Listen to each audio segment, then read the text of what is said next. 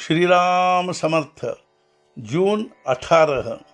परमार्थ में गोपनीयता आवश्यक है। वासना के चंगुल से छूटना बहुत मुश्किल है, क्योंकि वासना से ही प्राणी जन्म लिया करता है। उस वासना को जीतना उतना ही कठिन है जितना खुद मर जाना।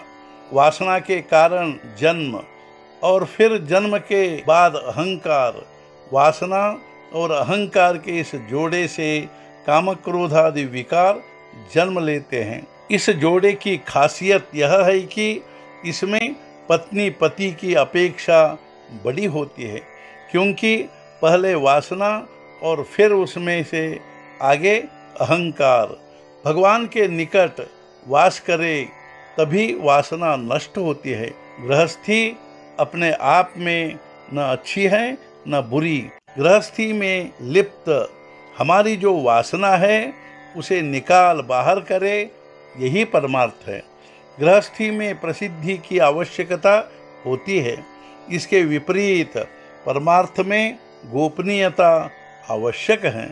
मान लो किसी स्त्री ने अपने पति से गहनों के लिए हठ किया और पति ने उसके मनचाहे गहने देना मंजूर किया, लेकिन शर्त यह रखी कि जब वह गहने पहनना चाहे तब गहने पहनकर कोठरी के दरवाजे खिड़कियां बंद करके भीतर बैठे। अब बताइए, ऐसी शर्त मानकर कौन सी स्त्री गहने पहनने को राजी होगी? क्योंकि उसके गहने लोग देखे, यही तो उसके लिए प्रसन्नता की बात है। तो यह हुई गृहस्थी की रीति, लेकिन परमार्थ में उससे उल्टे गोपनीयता आवश्यक है।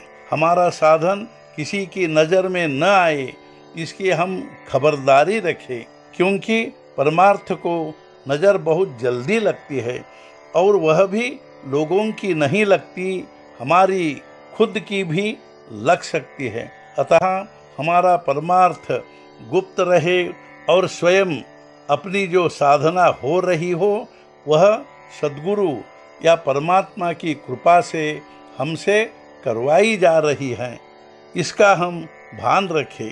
बीमार आदमी बस चुपचाप पड़ा रहे, हाँ, दवा मात्र नियम से ले, शेष बातें अन्य लोग करते हैं। दवा मात्र हमें खुद लेनी चाहिए। कोई बड़ा राजा भी क्यों न हो, कड़वी दवा दासी को पिलाने से उसका रोग अच्छा नहीं होगा। वैसे ही परमार्थ में भगवान का स्मरण करते रहने का काम हमें खुद ही को करना चाहिए। यूँ ही किसी बातों में मत आओ। परमार्थ में क्या करना पड़ता है यह ठीक समझ लो और फिर उस राह पर चलो। किसी से धोखा मत खाओ, क्योंकि खुद धोखा खाना भी संसार को धोखा देने जैसा पाप है।